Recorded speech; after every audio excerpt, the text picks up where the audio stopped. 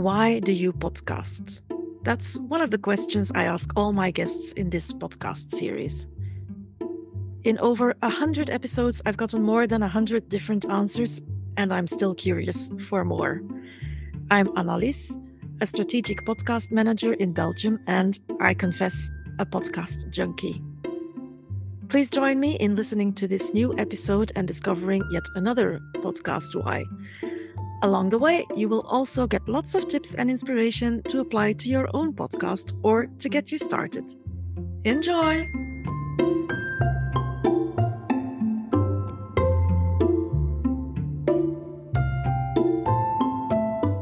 Hello, Aimee. Welcome to my show. Why do you podcast? Thank you so much for having me. Yeah, it's lovely to have you.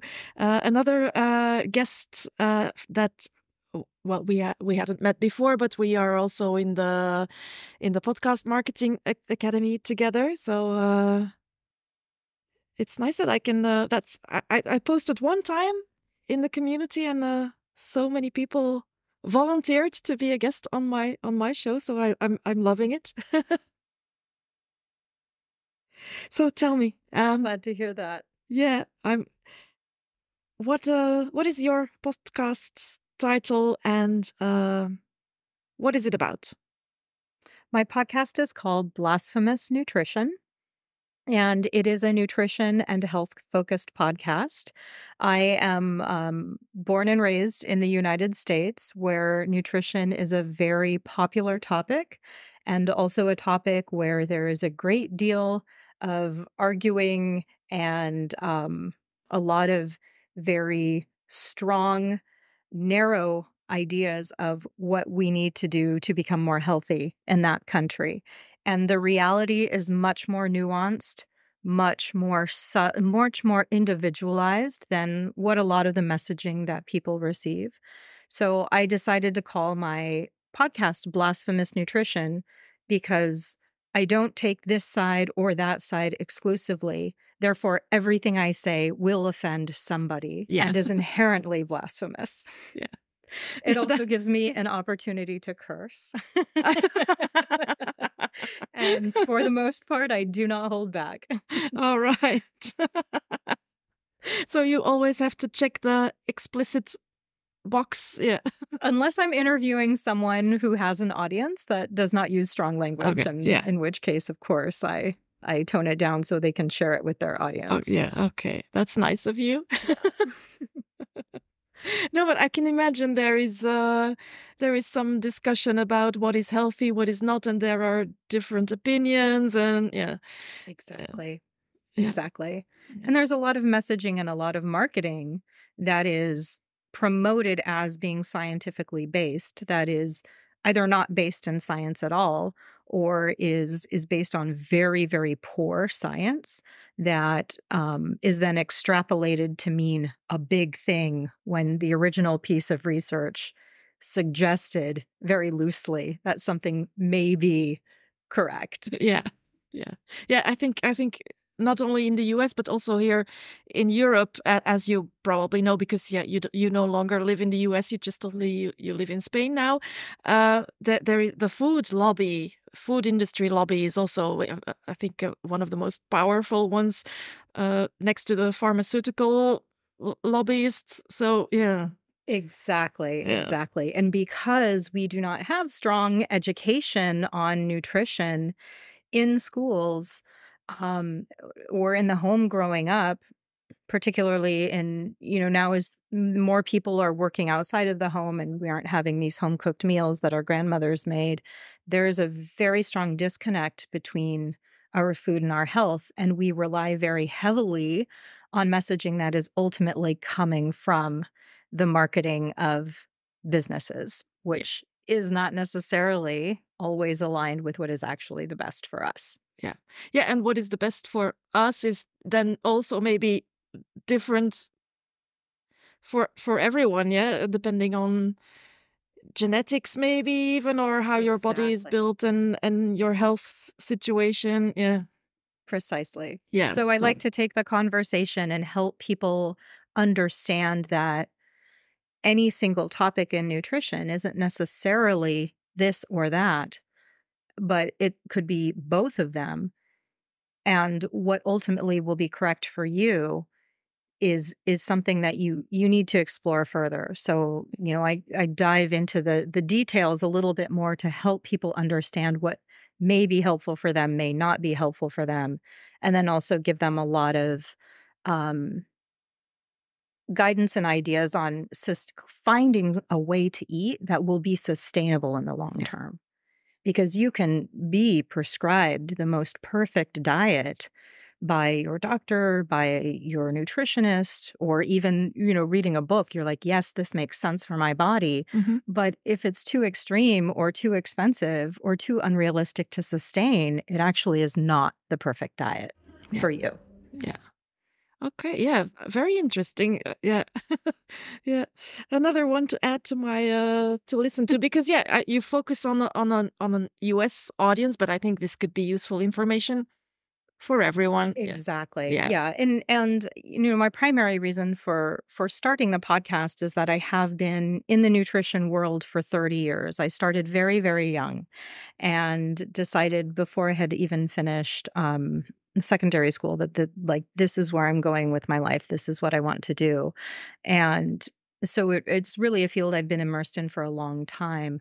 And so my reasons for podcasting are in part to share what I have learned over the last 30 years. What I'm seeing is being very popular right now is exactly what was going on in the 1990s when I first became interested in nutrition. So I'm seeing these recycled trends coming and going just like our fashion.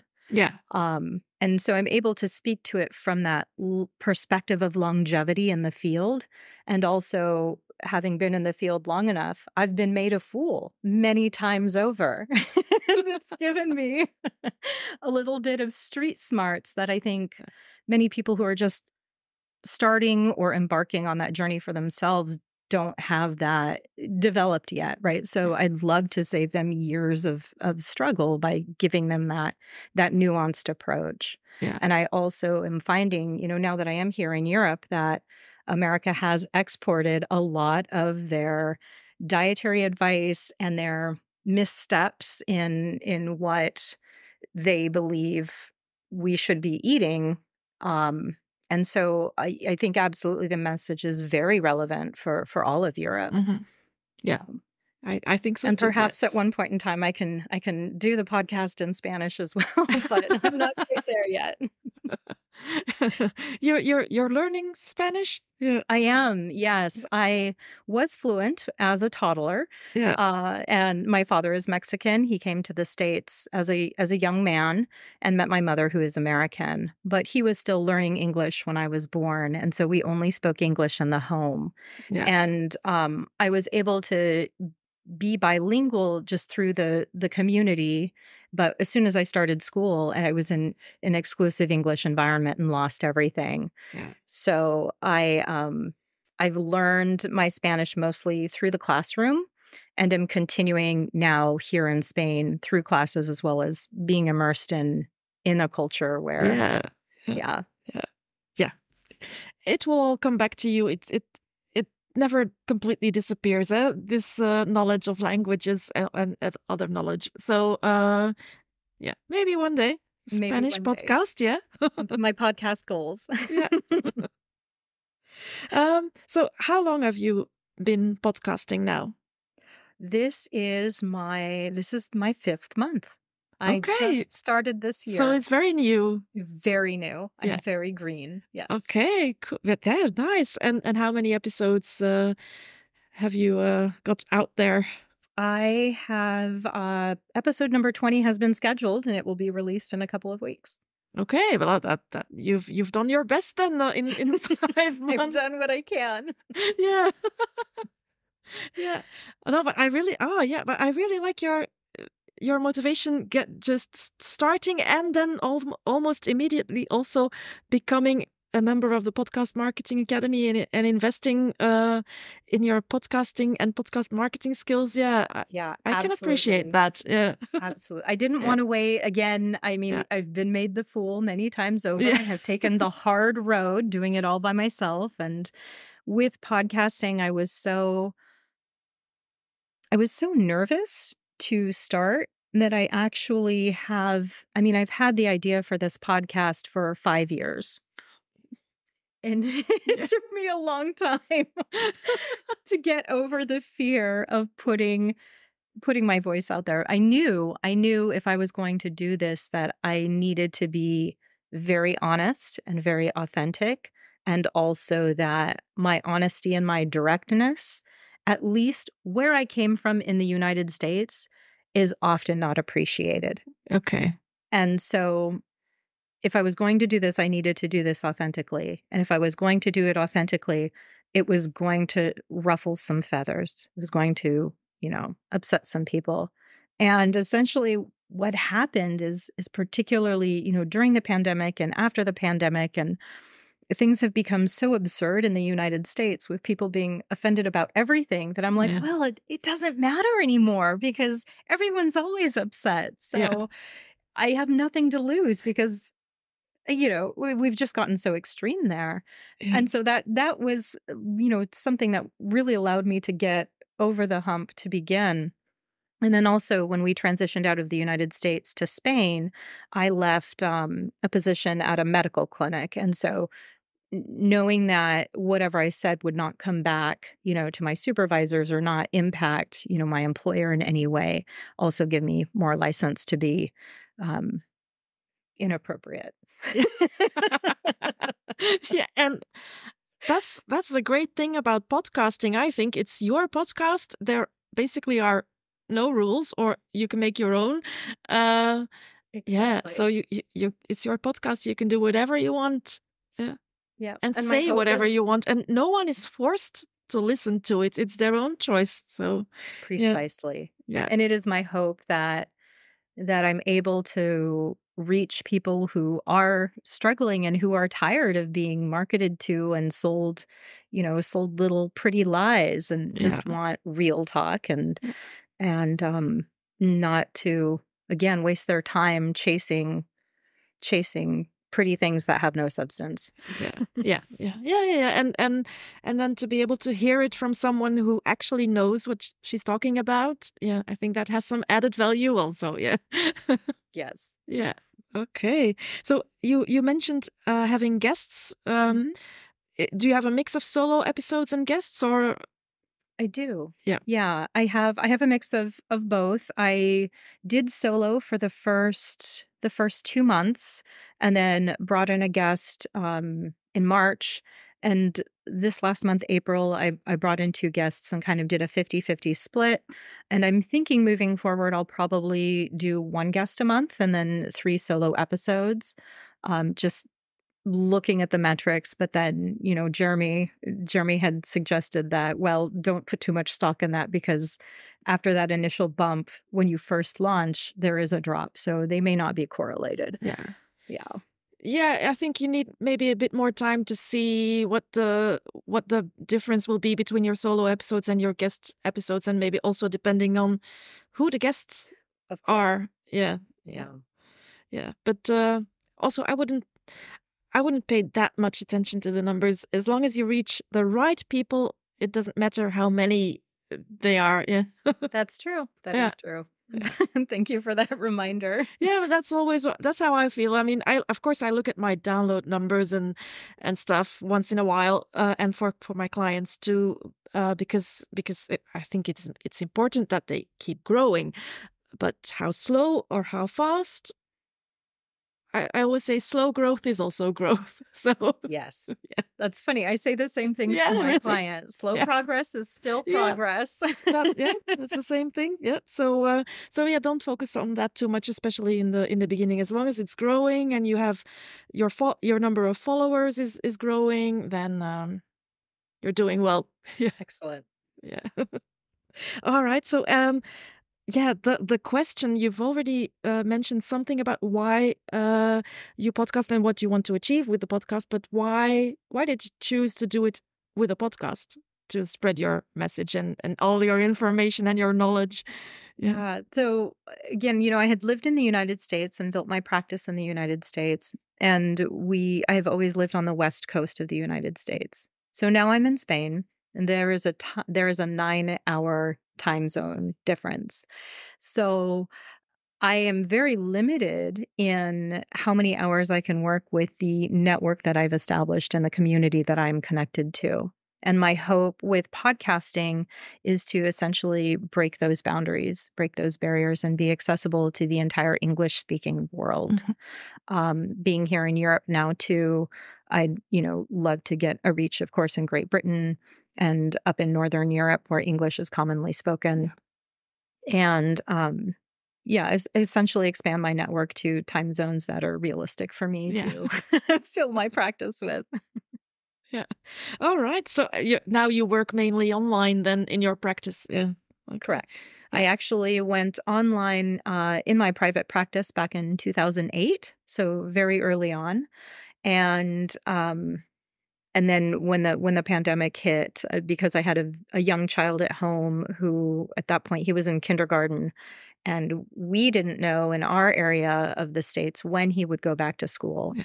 And it turned out, in that area, they delayed the return to school for a year and a half. Yeah.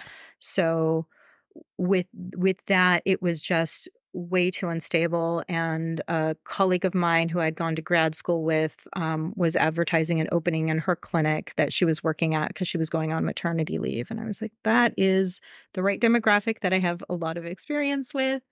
And it would be nice to just not have to worry until all of this settles out and we figure out what's going on. Yeah. Okay. Yeah, but now you have living in Europe, as you say, you have a whole new market and audience also in front of you. Because that's why I started inviting English speaking guests on this podcast show, because I know a lot of people in Belgium and Holland. And probably also even more north, like Germany, Scandinavia, also listen to a lot of English spoken podcasts. So that's what I want to do with this series, to give you your stage and to maybe get you some new listeners in Belgium and Holland, because I also have a lot of listeners in Holland. But yeah. That would be lovely. Because the topic... Well, yours is interesting for all of us, but a lot of the podcast topics are interesting for a lot of people. So yeah. I have found too here in Europe that the sort of functional medicine, functional nutrition knowledge is really just beginning in this area. And it's an area I've been immersed in the United States for about 15 years now, and an area I'm very familiar with. So I also feel like being here in Europe, there's such an opportunity to be able to share what I know with people here. And there's so much benefit from that area of nutrition and that area of health that is just starting to gain some traction. I think mostly in the United Kingdom. There's stuff like that going on, but it's still very much in its infancy here in Europe. Okay, so you came at the right time. I think so. So, it's only been 5 months, but has the podcast given you something in return already, like lessons learned, or maybe some clients? I don't know. I haven't gotten any clients yet. I have been getting a lot of very positive feedback, though, which is just what I need right now. Again, because it was a bit of I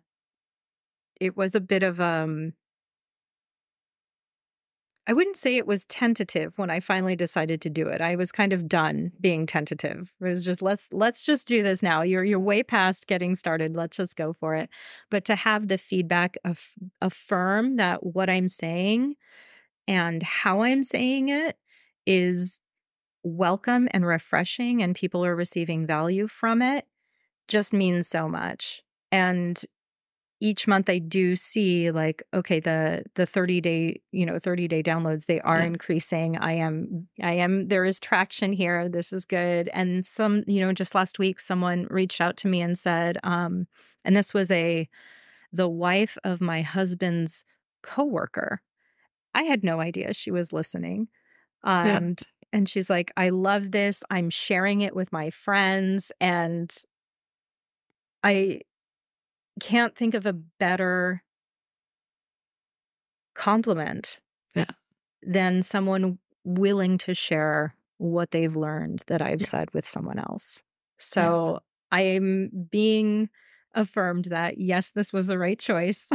Yes, this is okay. And I do feel very hopeful for this year and in the years to come. Yeah, getting feedback from listeners and getting them to share your content.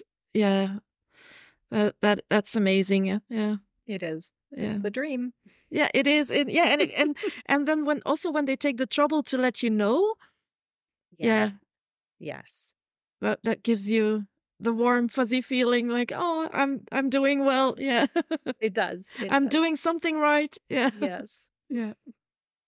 All right. Yeah, it's good. It's good that you're already getting feedback like that, because for some it takes a lot longer for people to start.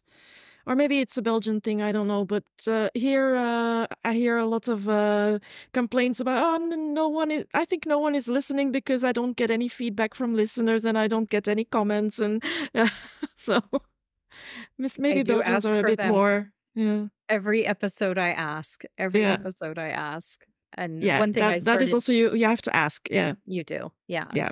People don't know that you want to hear from them until you tell them. Yeah. And I also, one thing that I started now that I have received some reviews as I've also shared some of the reviews in the podcast. Like, we received a review and then I'll respond to that person and be like, thank you so much, or thanks for this feedback. And hopefully that will, encourage more people to leave reviews and share their thoughts, because it is meaningful. When you are a small podcaster, it's just me. I'm doing all of the editing. It's not a big production team, and it is really meaningful to receive that feedback. Yeah, it is. Yeah.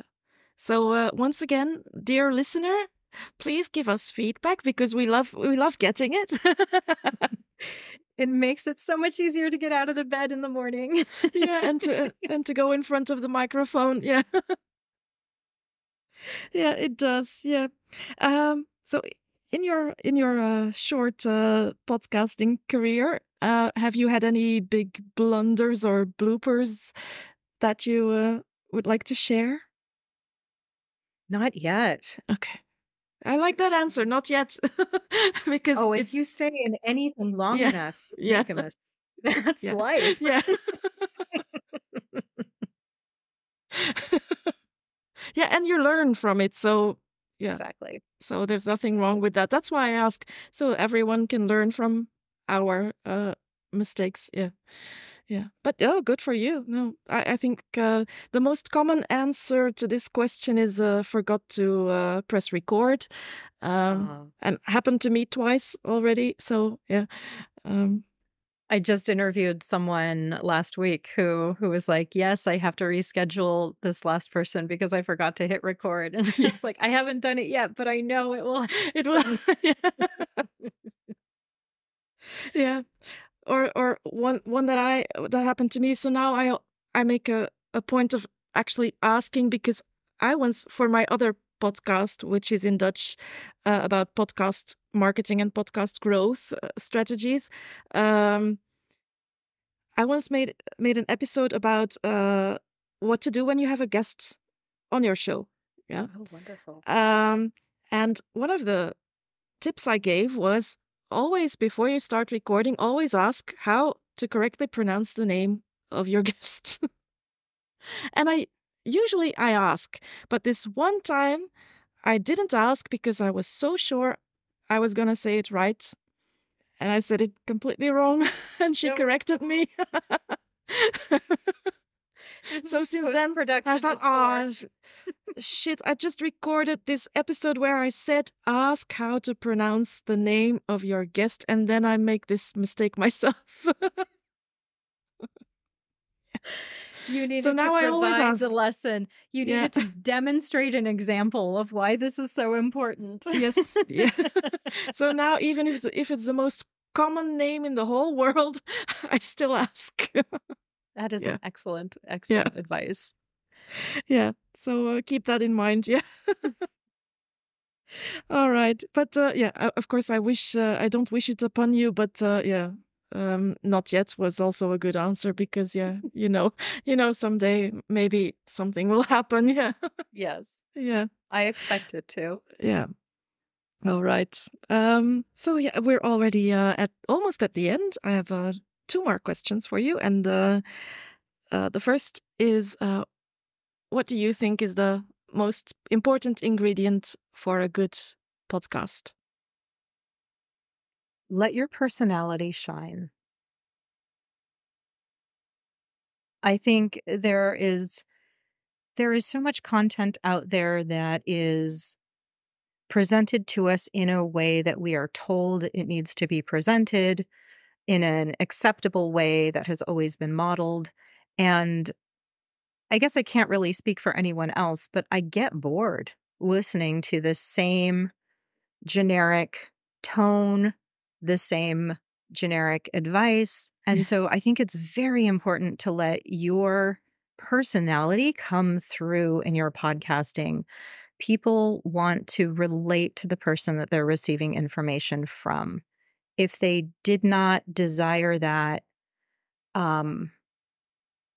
we wouldn't have these crazy big personalities with so many followers, for one, and people would be just fine looking up, something on Google and getting very generic information. So I think that's crucially important, both from a branding standpoint and from a longevity standpoint. If you want to podcast and you want to continue and really make it a worthwhile body of knowledge for folks, the more you are yourself, the easier it is to get through all of the ups and downs of the process. Yeah. Yeah, that's a good one. Yeah. Let your personality shine. I love that. Yeah. Yeah. And it's completely true also. Yep. All right. Yeah. Final question is always the same one, because this will be episode 106, I think. I've lost count a little bit, but so yeah, and I want to make a lot more. So do you have anyone in mind that you say, that would be the perfect guest for you for this show? I have a couple people in mind, actually. Okay. Yeah, a couple of my colleagues and friends. One is Jolene Abercrombie. She does Holistic Health Made Simple. And it is also a nutrition podcast. And then also Allison Chavez does a wonderful podcast for women who are struggling with endometriosis. Oh, and that one is called Endo Belly Girl. And she has a really unique message for individuals who struggle with that condition and are not being helped by the traditional way that doctors are taught to treat the condition. Yeah. Oh yeah, that's really cool, because also I don't think we have any podcasts about specifically endometriosis in Belgium or in the Dutch language, but I do know a few women who suffer from that, and I say suffer because I think what I've heard is it is really suffering. So yeah, that would be a good one to share also in Belgium and Holland. I think, yeah. I would love. I'd be happy to make an introduction. Oh yeah, if you could do that, that would be nice. Yeah. Okay. So Aimee, thank you very much for this really nice conversation about your podcast. I enjoyed it. I hope the listener will too. I'm pretty sure they will. So thank you for your time, and I wish you all the best with your podcast, spreading the message and everything else that you do. Yeah. Thank you. It's an absolute pleasure, and I really appreciate spending this time with you and allowing me to share with others. You're welcome. Bye-bye. Bye. Thank you so much for listening. I'm happy that you chose to spend your time listening to me and my guest, and I hope you enjoyed our conversation. If you don't want to miss any episodes, just click follow. You will recognize the English spoken episodes by the little country flag in the episode title, which tells you where my guest is from. If you would like to do my guest and me a huge favor, then please give both of our podcasts a 5-star review. And we also love to hear from you, so don't hesitate to send us a message. You can find all our contact details in the episode description. Till next time!